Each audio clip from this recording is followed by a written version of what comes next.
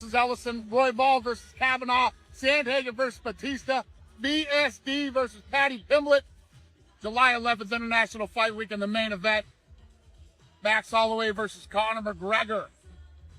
Krylov versus Whitaker on the prelims.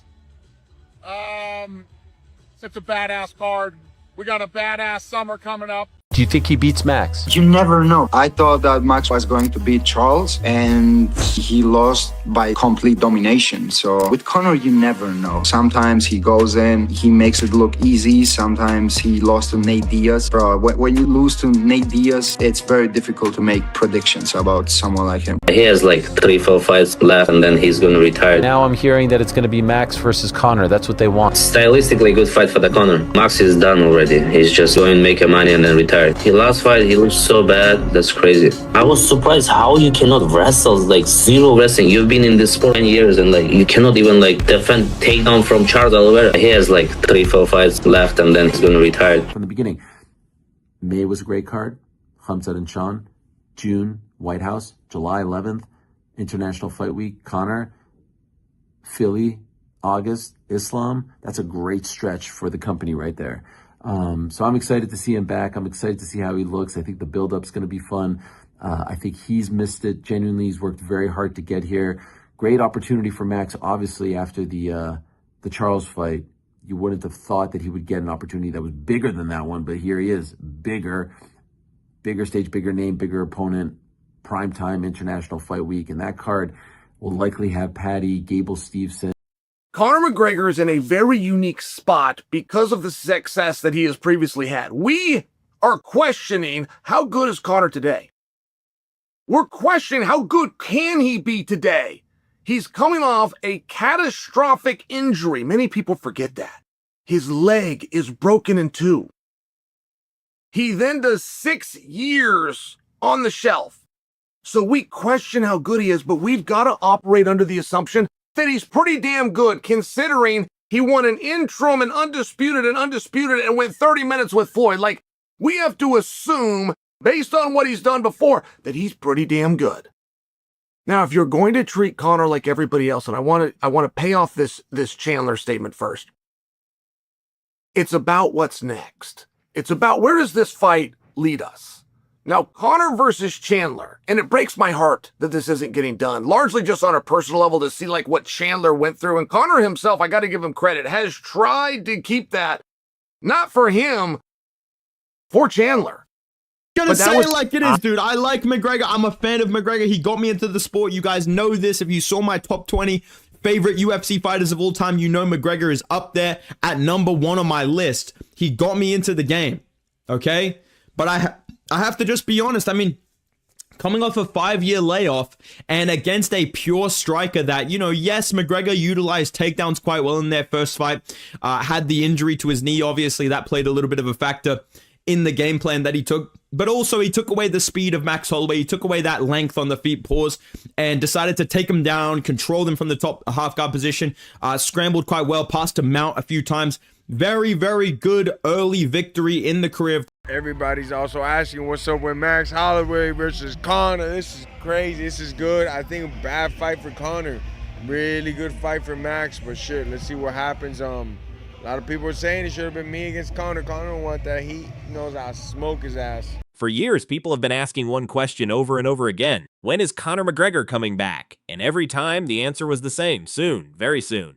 But soon kept turning into months, and months turned into years, and at some point, people started wondering if that comeback was ever actually going to happen. Well, stop wondering, because Dana White just made it official. Conor McGregor is returning at UFC 329, and the man standing across from him is going to be Max Holloway. The matchup people have been dreaming about, arguing about, and debating for years is finally happening. And honestly, the timing couldn't be more electric.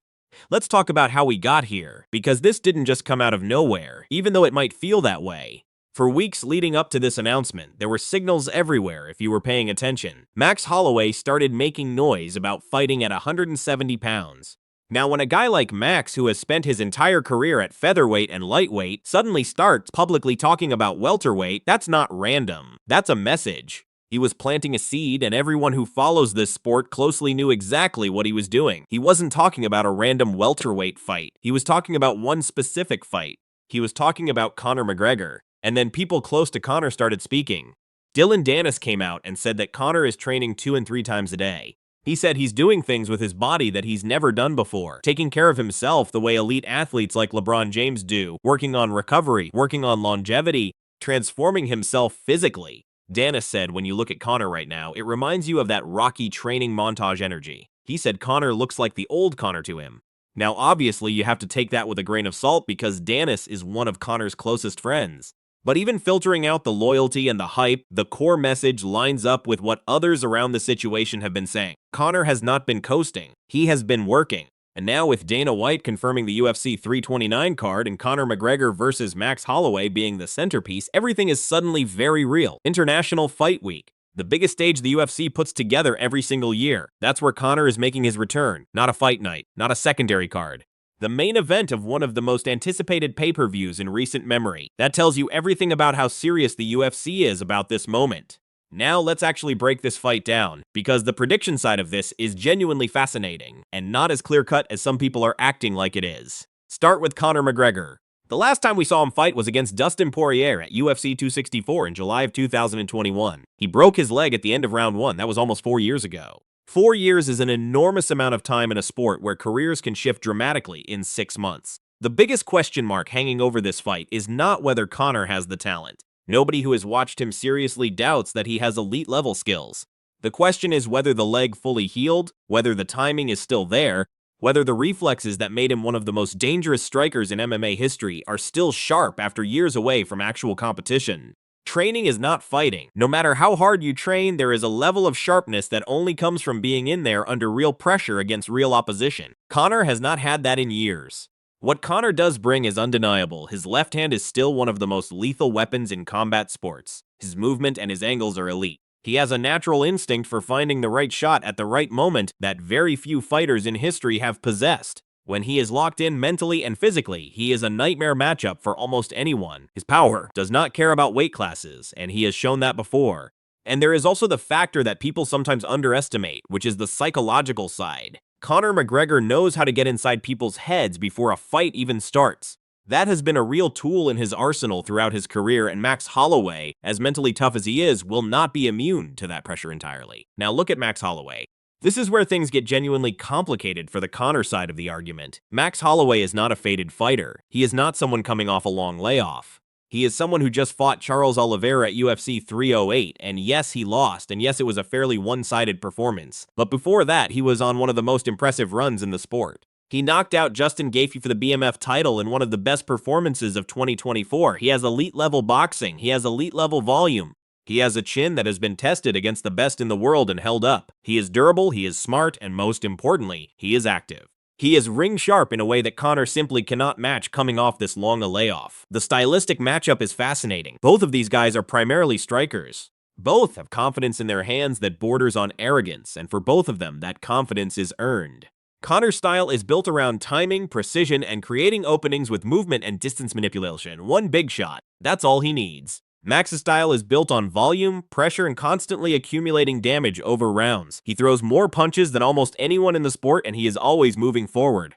That contrast creates a really interesting dynamic. Conor wants the fight to stay at range, wants it to stay in moments, wants to catch Max coming in. Max wants to close that distance and make it a war of attrition where his volume starts adding up. The danger for Conor is that if he doesn't land that big shot early, and if Max is able to maintain pressure into the championship rounds, the pace becomes a real problem. 4 years away from fighting means your cardio in a real fight is an unknown. Training camp conditioning and fight conditioning are different things. If this goes deep, Max has a significant advantage. If this stays at range in the early rounds and Conor is able to use his timing and his power, he absolutely has the ability to finish Max Holloway. That left hand is not something Max has faced before at this level. The prediction here comes down to one central variable: which version of Conor McGregor shows up.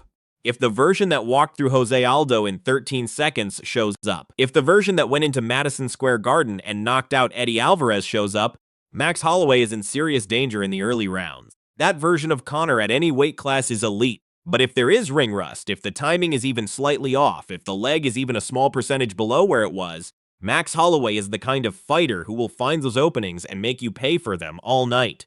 The honest prediction is this: Conor McGregor by TKO or KO inside 2 rounds, if he is able to land clean early and keep the fight in his preferred zone. However, if this fight makes it past round 2 without a finish, the advantage shifts significantly toward Max Holloway, and a Max Holloway decision victory becomes the more likely outcome as the fight progresses. The window for Conor is real, but it is narrow. Max is too good, too active, and too battle-tested for this to be a safe fight if it turns into a grind. The edge right now, factoring in everything, including the layoff, including the age of both fighters, including the stylistic matchup and the activity levels, goes to Max Holloway slightly on paper. But this is Conor McGregor. Paper means very little when he walks into that cage. He has beaten the odds before when nobody believed it. He has performed at the highest level in the biggest moments repeatedly throughout his career. And if the reports about his training camp are even half accurate, this is not a man who has been sitting at home comfortable with where things are. This is a man who has been building towards something. UFC 329 is going to answer every question that has been building for 4 years. Is Conor still elite? Is his body right? Is the timing still there? Is he still the same fighter who changed this sport forever? Max Holloway is not going to give him an easy night to find those answers. This is going to be the most watched, most analyzed, most debated fight of the year from the moment the first bell rings. And whatever happens inside that cage, one thing is certain: the sport of MMA needed this moment. The UFC needed this moment. And if you have been waiting for the kinds of fight that reminds you why you fell in love with this sport in the first place, UFC 329 is going to give you exactly that. Hit the like button and subscribe to the channel for more MMA content.